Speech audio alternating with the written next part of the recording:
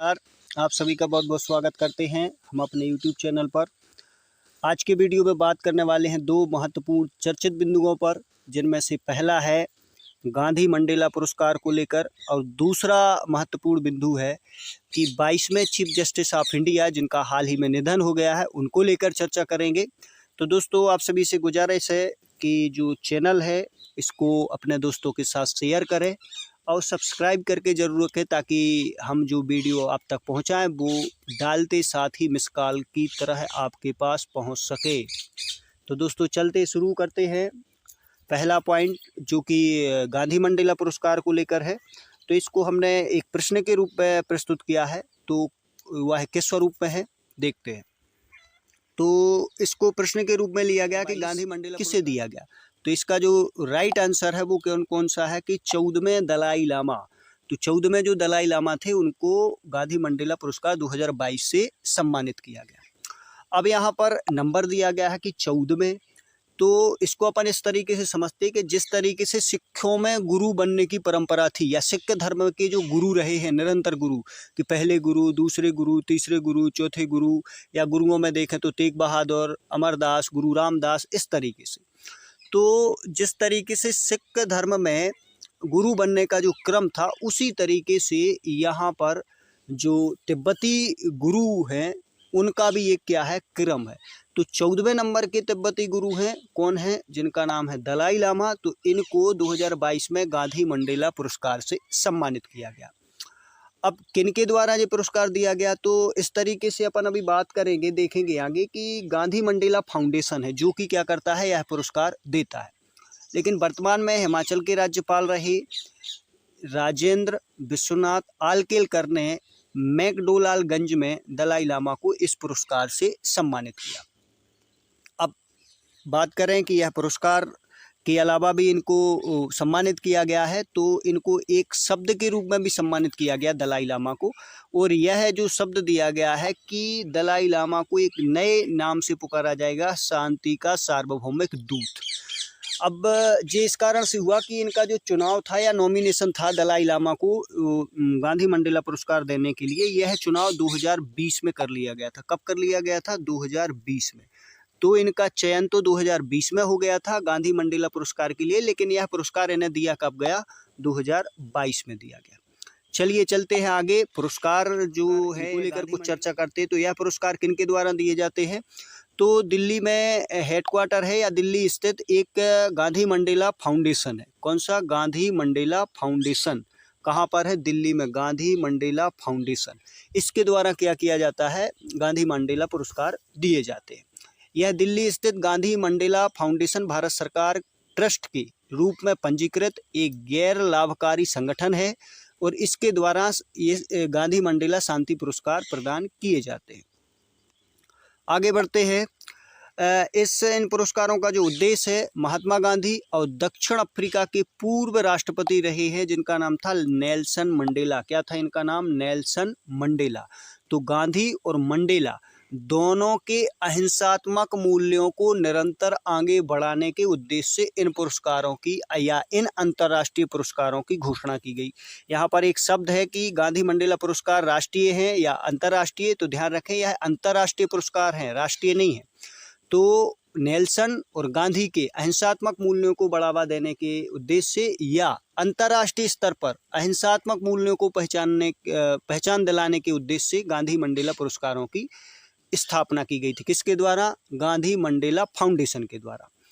अब इन पुरस्कारों की शुरुआत कब हुई, तो फाउंडेशन ने राष्ट्रपिता महात्मा गांधी की 150वीं जयंती पर, किस नंबर की जन्म जयंती, 150वें नंबर की जयंती 2019 पर अंतर्राष्ट्रीय गांधी मंडेला शांति पुरस्कार की शुरुआत की। क्षेत्र की चर्चा करते हैं, किन क्षेत्रों में दिया जाता है पुरस्कार, तो यह शांति के क्षेत्र में दिया जाता है, समाज कल्याण के क्षेत्र में दिया जाता है, संस्कृति के क्षेत्र में दिया जाता, पर्यावरण के क्षेत्र में भी दिया जाता, शिक्षा, स्वास्थ्य और खेल, नवाचार जैसे क्षेत्रों में योगदान देने वाले व्यक्ति को यह पुरस्कार दिया जाता है। दलाई लामा जो गुरु हैं, यह भारत में कब आए थे, यदि अपन इसकी बात करें तो यह 1959 में भारत आ गए थे। कब, 1959 में। बहुत लंबा कार्यकाल रहा है उनका यहाँ। तो उनको 1989 में नोबल शांति पुरस्कार भी क्या किया गया, प्रदान किया गया। कब दिया गया? 1989 में नोबल शांति पुरस्कार किसे? दलाई लामा जी को। अब चलते हैं दूसरे बिंदु पर। तो दूसरा जो बिंदु था, हमने पहले ही आपको अवगत करा दिया गया था प्रारूप के माध्यम से कि हम बात करेंगे 22वें चीफ जस्टिस ऑफ इंडिया न्यायाधीश जो रहे हैं कमल नारायण सिंह, जिनका हाल ही में निधन हुआ है सितंबर अक्टूबर में, तो जिस कारण से इनका नाम भी बहुत चर्चाओं में गर्म रहा है। अब इनकी यदि अपन बात करें तो यह भारत के 22वें नंबर के चीफ जस्टिस थे। किस नंबर के थे? 22वें चीफ जस्टिस थे। और दूसरा इनका जो महत्वपूर्ण बिंदु है कि यह भारत में सबसे कम टेन्योर वाले चीफ जस्टिस ऑफ इंडिया हैं। तो सबसे कम जो कार्यकाल रहा है चीफ जस्टिस ऑफ इंडिया का, वो कौन से हैं? उनका नाम है न्यायाधीश कमल नारायण सिंह। कब रहे हैं? तो यदि अपन सन की बात करें तो 1991 में यह क्या रहे थे? चीफ जस्टिस ऑफ इंडिया रहे। कितने समय तक रहे? तो इनका जो टोटल टेन्योर था सबसे कम रहा है अभी तक के चीफ जस्टिस ऑफ इंडिया में, 17 दिन। सबसे कम समय तक कार्यकाल या सेवा देने वाले chief justice of India Kamal Narayan Singh हैं। कहाँ से बिलोंग करते थे? इलाहाबाद से करते थे। और उनका क्या हो गया? 2022 में 95 वर्ष की आयु में निधन हो गया है। तो 95 वर्ष की आयु में इनका क्या हो गया? निधन हो गया। इनसे संबंधित और महत्वपूर्ण बिंदु पर यदि अपन चर्चा करें तो जो कमल नारायण सिंह थे, यह 13वें विधि आयोग के सदस्य भी रहे। किस नंबर के? 13वें विधि आयोग के अध्यक्ष। सॉरी, मैंने सदस्य बोल दिया। तो 13वें विधि आयोग के अध्यक्ष कौन थे?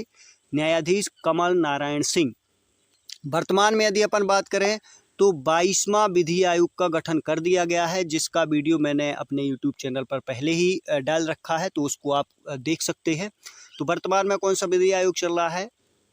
22वां विधि आयोग। 13वें जो विधि आयोग था उसके अध्यक्ष थे न्यायाधीश कमल नारायण सिंह। थोड़ी सी चर्चा अपन और करते हैं कि भारत के जो पहले चीफ जस्टिस ऑफ इंडिया थे वो कौन थे? तो उनका नाम था हीरालाल जी कानिया। ध्यान रखें, हीरालाल जी कानिया पहले चीफ जस्टिस ऑफ इंडिया। अभी अपन ने बात की कि सबसे कम टेन्योर वाले चीफ जस्टिस ऑफ इंडिया न्यायाधीश कमल नारायण सिंह है। तो सबसे अधिक टेन्योर वाले चीफ जस्टिस ऑफ इंडिया, तो सबसे ज़्यादा समय तक चीफ जस्टिस ऑफ इंडिया रहे भारत के, उनका नाम है वाई भी चंद्रचूड़। अब वाई भी चंद्रचूड़, इनका पूरा नाम है यशवंत विष्णु चंद्रचूड़। जो कब रहे हैं, यदि अपन समय की बात करें तो 1985 तक रहे हैं। 7 वर्ष का कार्यकाल था इनका। इनका यशवंत विष्णु चंद्रचूड़ 1985 तक रहे। कितना इनका टोटल टेन्योर था? 7 वर्ष। अब यदि अपन वर्तमान चीफ जस्टिस ऑफ इंडिया की बात करें तो उनका नाम है DY चंद्रचूड़। क्या है? DY। अब ध्यान रखें, DY चंद्रचूड़ किनके पुत्र हैं? वाई भी चंद्रचूड़, जो कि सबसे लंबे समय तक चीफ जस्टिस ऑफ इंडिया रहे, उनके पुत्र हैं DY चंद्रचूड़। और DY चंद्रचूड़ किस नंबर के न्यायाधीश हैं, चीफ जस्टिस ऑफ इंडिया हैं? तो 50वें नंबर के चीफ जस्टिस ऑफ इंडिया हैं, जिनका नाम है DY चंद्रचूड़। किसके बेटे हैं? मतलब इनके पिताजी भी, जिनका नाम था वाई भी चंद्रचूड़, वो भी चीफ जस्टिस ऑफ इंडिया रहे। लेकिन उनके साथ एक महत्वपूर्ण फैक्ट है कि सबसे लंबे समय तक जो चीफ जस्टिस ऑफ इंडिया रखे वो है कौन से? वाई भी चंद्रचूड़। और वर्तमान में जो 50वें चीफ जस्टिस ऑफ इंडिया है, इनका नाम है DY चंद्रचूड़। तो वाई भी चंद्रचूड़ के बेटे हैं DY चंद्रचूड़। इसका मतलब है कि यह दोनों पिता पुत्र जो कि चीफ जस्टिस ऑफ इंडिया रहे हैं। DY चंद्रचूड़ का मतलब है धनंजय यशवंत चंद्रचूड़, और वाई भी चंद्रचूड़ का मतलब है यशवंत विष्णु चंद्रचूड़। ठीक है, तो इसी के साथ विदा लेते हैं, चलते हैं, मिलेंगे नए वीडियो में नए पॉइंट के साथ। तब तक के लिए नमस्कार, धन्यवाद, खुश रहिए।